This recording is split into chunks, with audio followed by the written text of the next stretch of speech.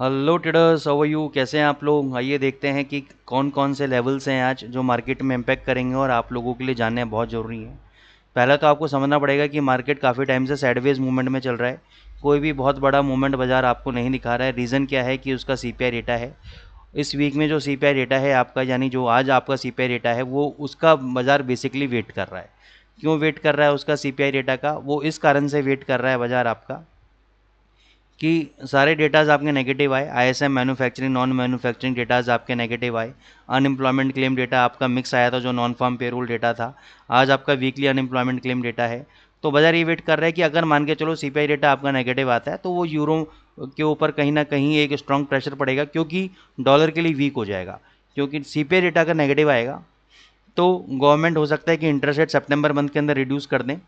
तो इसके कारण डॉलर के अंदर एक नी जर्क रिएक्शन आपको देखने को मिलेगा और यूरो के अंदर एक स्ट्रांगनेस आपको देखने को मिलेगी। इसलिए यूरो ने 800 के लेवल को देखो यहाँ पे ब्रेक नहीं किया है, और ऊपर ये 850 का लेवल जहाँ से पहले गिरा था वहाँ पे ये वापस आ चुका है। अब क्योंकि हम कैंडल पैटर्न को मत देखिए, यहाँ पे मैंने कहा कि हमेशा नंबर्स को देखेंगे। तो मैं ये कहना चाहूँगा कि 835 चल रहा है अभी यहाँ पे, तो 835 के लेवल को आप यहाँ पे शॉर्ट कर सकते हैं। 835 लेवल के लेवल पे आप शॉर्ट कीजिए यूरो को। 850 का आपका लेवल रहेगा, 10850 का आपका लेवल रहेगा। ये आपका स्टॉप लॉस का काम करेगा, और यहाँ से अगर आपको 20 पिप भी मिलते हैं तो आप प्रॉफिट बुक करके बाहर आ सकते हैं, क्योंकि आपका स्टॉप लॉस भी 15 पिप का है। अब मान के चलो 2 आवर्स के चार्ट के अंदर, क्योंकि हम 2 घंटे का टाइम फ्रेम देख रहे हैं, 2 आवर्स के चार्ट के अंदर अगर 850 के ऊपर ये बंद हो जाता है यूरो यूएसडी और इसका हाई ब्रेक हो जाता है, तो आपको यहाँ से बाय ट्रेड एग्जीक्यूट करना है आपको, और 800 का एसएल रखना है, और मिनिमम टारगेट फिर आपको 900, या तो मैं कहूँगा कि 930 तक के आप टारगेट्स लेके चलें मिनिमम। 930 तक ये फिर ये जाएगा यूरो यूएसडी, तो उस केस के अंदर आप अपना बाय ट्रेड एग्जीक्यूट करें, आपके सारे लॉसेस कवर अप हो जाएंगे। अब मैं जीबीपी यूएसडी पे आ जाता हूँ। जीबीपी यूएसडी ने ऑलरेडी आपके लेवल को ब्रेक कर दिया, अभी 2860 के आसपास चल रहा है।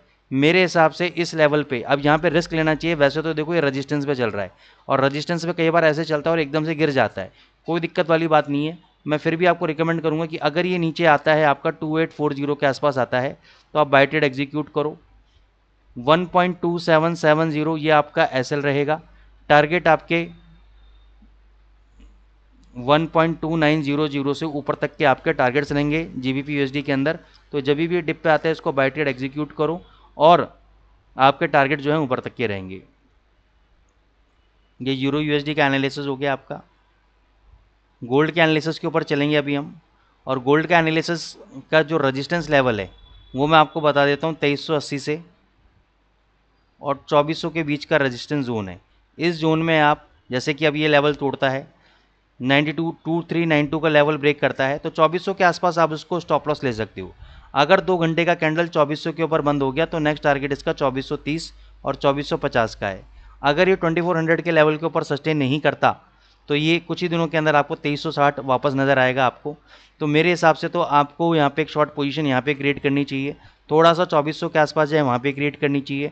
2400 का फाइनल ऐसा लगाना चाहिए। 2400 के ऊपर ट्रेड कर रहा है कुछ देर, बाय कर लो। 2430 तक का आपका टारगेट है, नहीं तो ये कुछ दिनों में आपका 2360 हो सकता है। आज ये कल में आपको सीपीआई डेटा रात तक आपको 2360 ये दिखा देगा। तो ये लेवल्स को आप जरूर फॉलो करें।